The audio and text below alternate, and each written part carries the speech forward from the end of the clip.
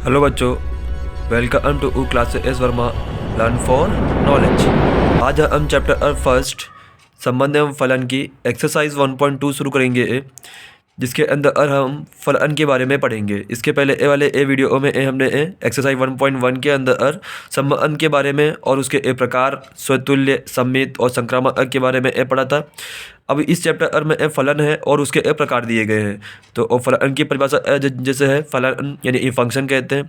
एक समुच्चय ए से समुच्चय ए बी का संबंध f एक फलन कहलाता है यदि ई, मतलब कि यहाँ पे भी ई संबंध ही होता है, पर ये एक विशेष प्रकार का संबंध होता है जिसे ए फलन कहा गया है। तो f एक फलन कहलाता है यदि ई समुच्चय ए के प्रत्येक अवयवों का समुच्चय बी में एक और केवल एक अवयव से संबंध हो, अर्थात सेट ए के अंदर से ए और सेट बी के अंदर से ए केवल एक अवयव से संबंध होता है। अर्थात फलन f के किसी भी दो भिन्न भिन्न क्रमित युग्मों के प्रथम घटक समान नहीं हो सकते हैं। यानी कि जब आप क्रमित युग्म लेते हैं, इस तरह से एक क्वेश्चन बनाते हैं, तो उसमें एक मान और ये पहला मान और दूसरा मान आता है। तो इसमें प्रथम घटक और द्वितीय घटक होते हैं। तो प्रथम घटक जो आएगा अब वो कभी भी इस दूसरे ब्रैकेट से प्रथम घटक सेम नहीं होगा। अर्थात यहाँ पे दिया हुआ है कि फलन f के किसी भी दो भिन्न भिन्न क्रमित युग्मों के प्रथम घटक समान नहीं हो सकते हैं। तो वो हम इस प्रकार के संबंध को फलन कहेंगे और इसे इस तरह से निरूपित किया जाता है, फलन f जहाँ a टेंड्स टू b से परिभाषित है, निरूपित करेंगे। ये फलन की परिभाषा हो जाएगी। अब इसके बाद में इसके प्रकार दिए हुए हैं। अब है फलन के प्रकार। फलन के प्रकार में पहला आता है एक ई फलन। इसमें यदि ई f a से b में परिभाषित एक फलन है तो f एक ई फलन कहलाता है यदि ई f के अंतर्गत a के भिन्न भिन्न अवयवों के b में भिन्न भिन्न प्रतिबिंब हो।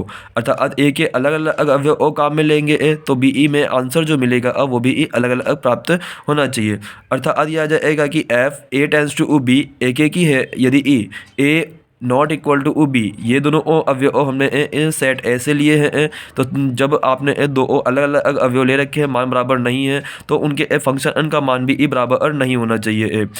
या फिर दूसरा हो सकता है कि F A tends to B एक ही है यदि ए और बी बराबर है। आपने दो अवयव लिए हैं, दोनों ही अवयव क्या है, एक दूसरे के बराबर है, तो उनके फंक्शन का मान भी क्या होना चाहिए, बराबर होना चाहिए। तो इस प्रकार के फलन को हम एक ही फलन कहते हैं। एक ही यानी एक के लिए एक, हर एक के लिए एक अवयव होगा। सेट ए के अंदर के अवयव लेंगे तो सेट बी के अंदर के अवयव उनका एक के लिए एक आंसर होना चाहिए। एक उदाहरण लेकर के समझते हैं हम इसे।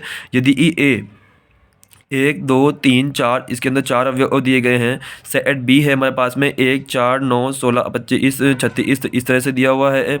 जहां एफ ए से बी में परिभाषित है, फंक्शन दिया गया है F X equal to X square. तो इस फंक्शन के आधार पर हम इसका f इक्वल टू 1 1 2 4 और 3 9 और 4 और 16 आ जाएगा। यहाँ पर एक लेंगे, x की वैल्यू 1 पुट करेंगे तो आंसर 1 मिलेगा, x की वैल्यू 2 पुट करेंगे तो आंसर 4 मिल जाएगा, यानी इनके उनके स्क्वायर्स मिल जाएंगे।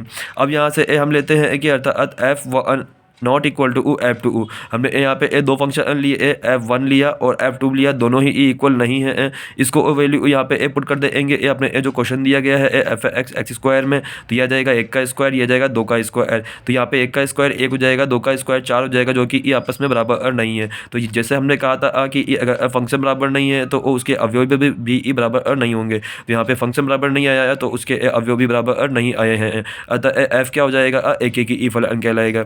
ये इसका तीर आरेख बन जाएगा। हमने सेट ए लिया है, दूसरा सेट बी हो जाएगा। एक का 1 से हो जाएगा, 2 का 4 हो जाएगा, 3 का 9 हो जाएगा, 4 का 16 आ जाएगा।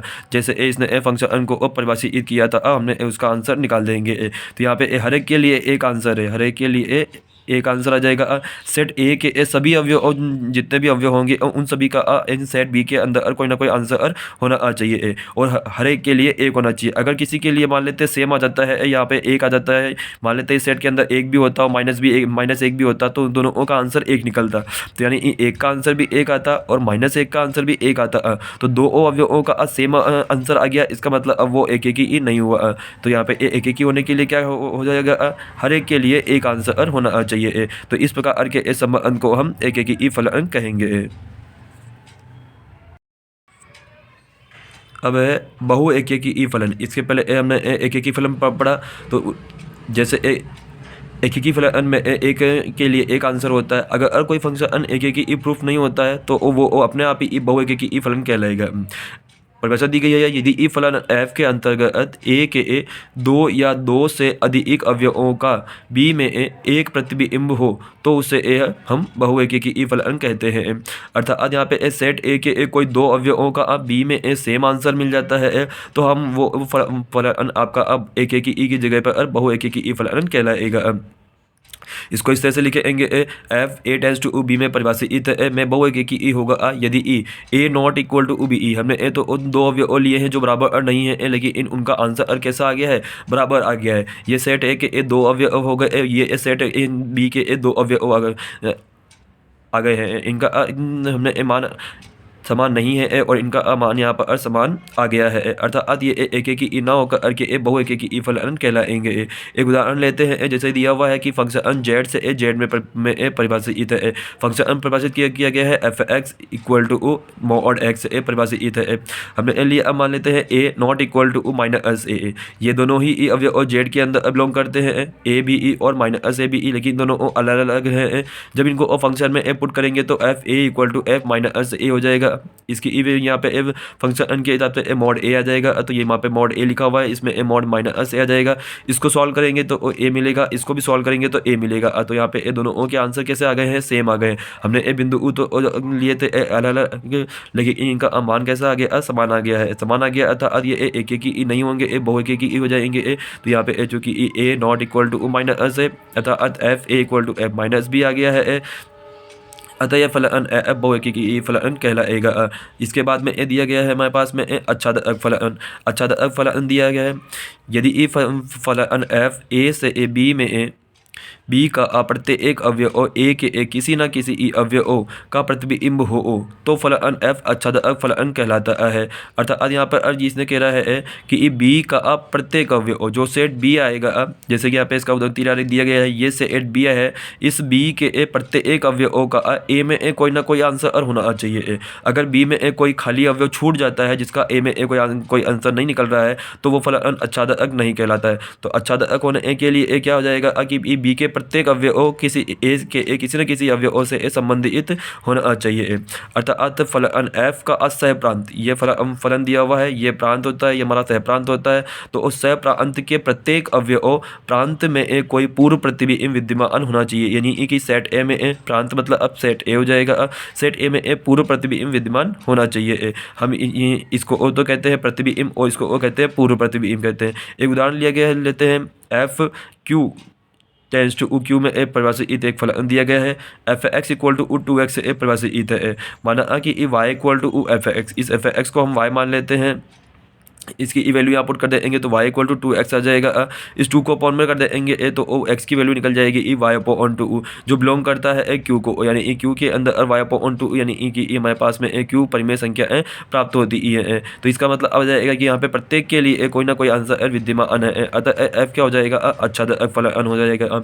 ये बहु एकेकी ई का उदाहरण दिया हुआ है जहाँ पर a1 की वैल्यू भी b2 आ रही है, a3 की वैल्यू भी b2 आ रही है। बाकी ई के लिए तो सिंगल है, लेकिन इन दोनों के लिए समान मान प्राप्त हो रहा है। अतः ये क्या हो जाएगा, हमारे पास में बहु एकेकी फलन प्राप्त हो जाएगा। अब हमारे पास में आता है कि एकेकी ई और आच्छादक में कैसे डिफरेंस करेंगे। तो ये उदाहरण दिए गए हैं, ये हमारे पास में एकेकी का है जिसमें हर एक के लिए एक आंसर प्राप्त हुआ था। ये हमारे पास में आच्छादक का है जिसमें हम कह रहे हैं कि A1 का आंसर B2 है और A5 का भी आंसर B2 आ रहा है।